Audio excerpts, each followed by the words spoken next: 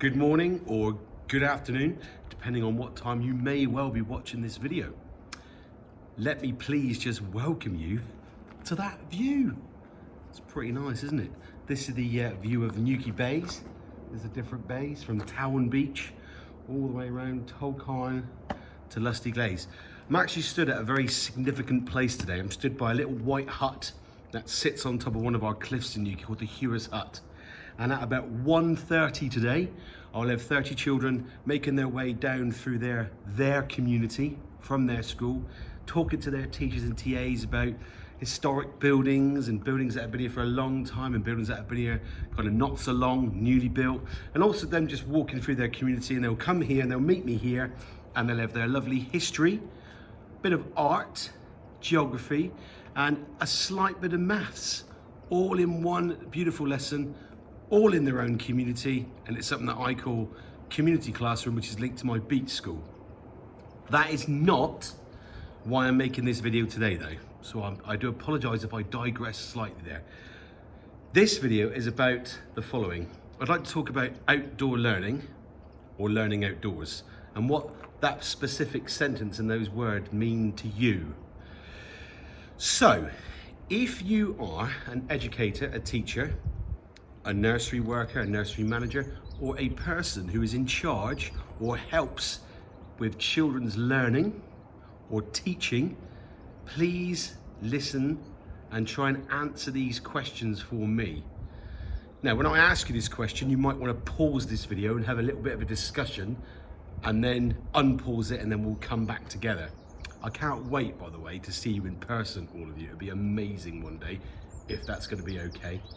So here we go. What does outdoor learning or learning outdoors mean to you as the teacher, the educator, or the person who helps a child learn or tries to teach? What do those words mean to you? Outdoor learning or learning outdoors? So you can either pause the video now and have a little bit of discussion, or just keep watching. Take in the view as well. It's fantastic. Okay, so you may have paused it, or you may just be keep watching. So first of all, let's see if any of you were thinking of these wonderful elements or activities. I wonder if any of you said firelighting, taking children outdoors and experiencing firelighting skills, building fires, maybe cooking around the fire, marshmallow cooking.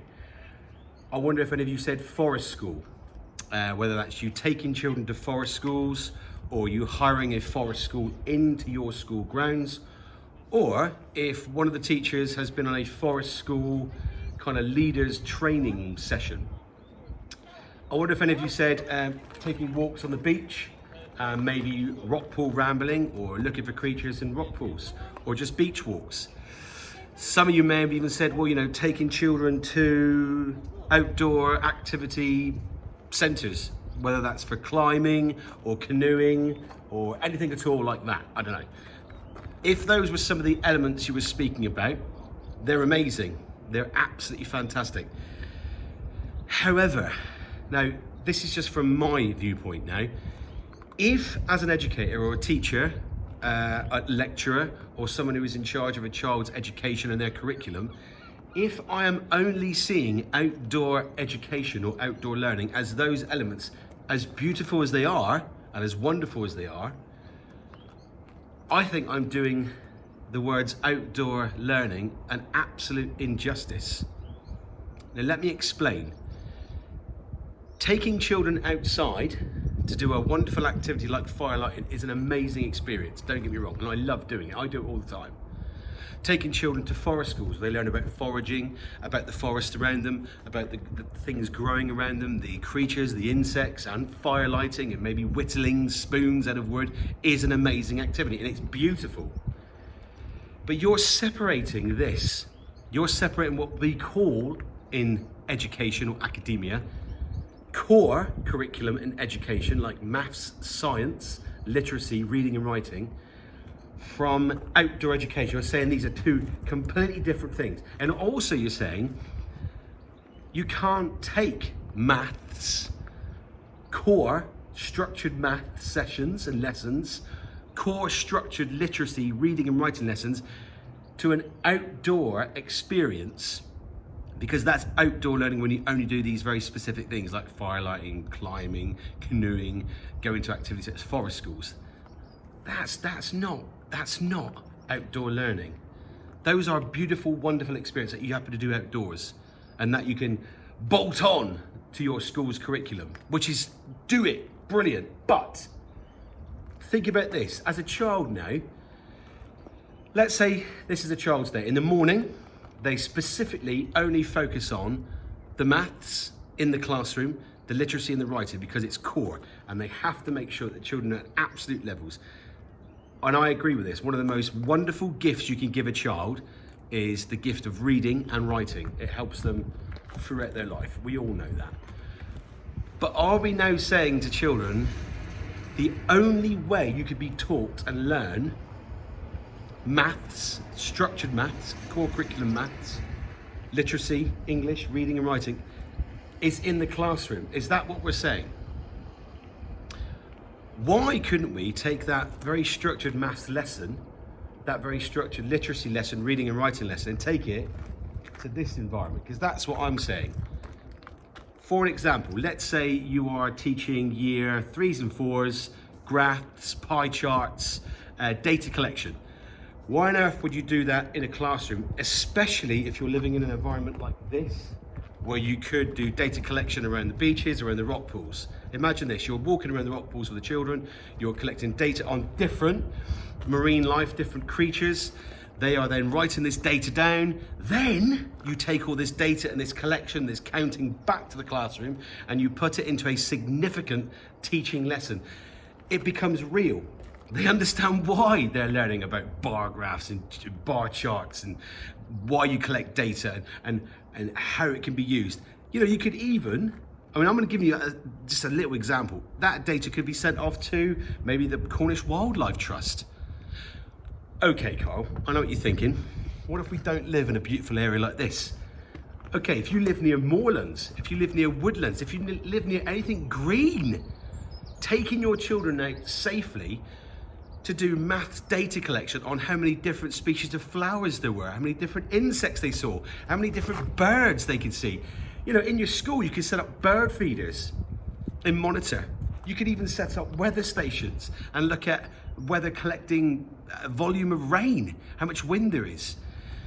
What I'm trying to say is outdoor learning should be taught, so it's taught specifically so the child understands why they're learning, especially maths.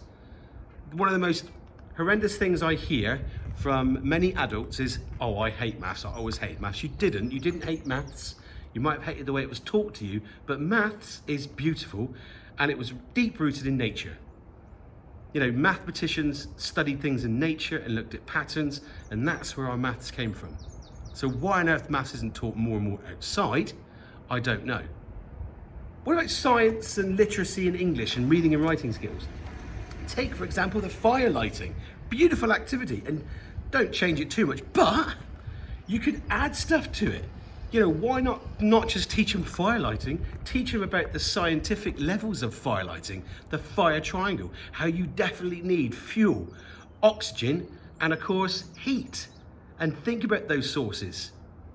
Bring in elements of maths to it. Den building, for example, brilliant for maths. Having to measure certain areas to make sure certain pieces of tarp or rope fit the areas where they're going to build the den. So bring the maths out of the classroom to the outside. Bring the science out of the classroom to the outside. Make it relevant. Literacy, writing, here's an example. If you're trying to get a very well-written, beautiful, atmospheric piece of writing out of a child where you want them to use lots and lots of adjectives and verbs. Love is a verb, love is a doing word. You know, lots of verbs, lots of doing word, adjectives. Take them outside. When people wrote books, it was because they were probably sat somewhere with a view like this and it inspired them. The feelings they had, the wind blowing on their skin, the noises they heard. Little example is this.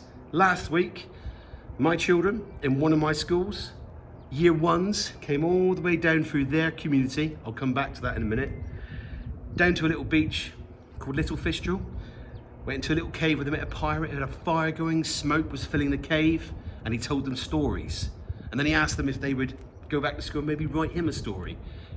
They loved it. Not only did they love it, they were able to write about this story because it was real. It happened to them. They could smell the smoke. They could feel cold.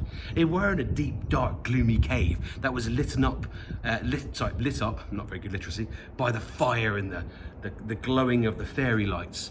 You know, they could do this because they experienced it. And one of the best ways, get them outside.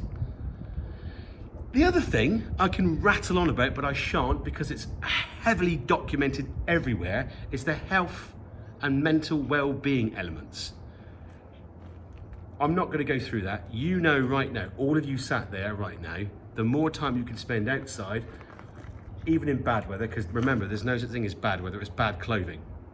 And that's the other thing that I get asked. But Carl, what if it's really bad weather? You can't take children outside when it's pouring down with rain. Yeah, you can, because school normally has a budget to supply clothing, normally in the PE budget. Come on, rain jackets, very cheap. Welly boots, always keep welly boots. Obviously don't take them out when it's thunder and lightning or there's heavy gales where the small child is going to blow away like a kite. Think sensible. And don't get me wrong, I know that there are certain things where you can only teach inside. I'm not suddenly saying close all schools, everyone teach outside. That's ridiculous. I'm not saying that. But I'm saying more time outside makes it more relevant to those children. And here's the biggie as well. Here's the other reason we need more and more outside learning. We need custodians of our environment. We need rangers, children who become adults who love and want to respect and look after this planet. We're losing that. Why would an adult or a child want to respect the environment when they have no relationship to it? And that could be because the schools that they are inside, that's where they stay. The only time they come out of that classroom is for playtime and break times. You know, we're looking at serious issues now where children are being diagnosed with things like nature deficit disorder. Listen to this. Listen, nature deficit disorder. Deficit, not enough of, disorder. These are children who have such a lack of relationship with the outdoors, they're scared to interact with it. They don't like the noises, they don't like the textures, the colours. They'd rather stay inside a building and feel safe. Wow, that's happening. So how could we stop it? Well, imagine if there was only an organisation or a huge body that had many, many children every day for so many years. They're called schools. Do you know where I'm going? More and more outdoor education done simply, but also with really good planning.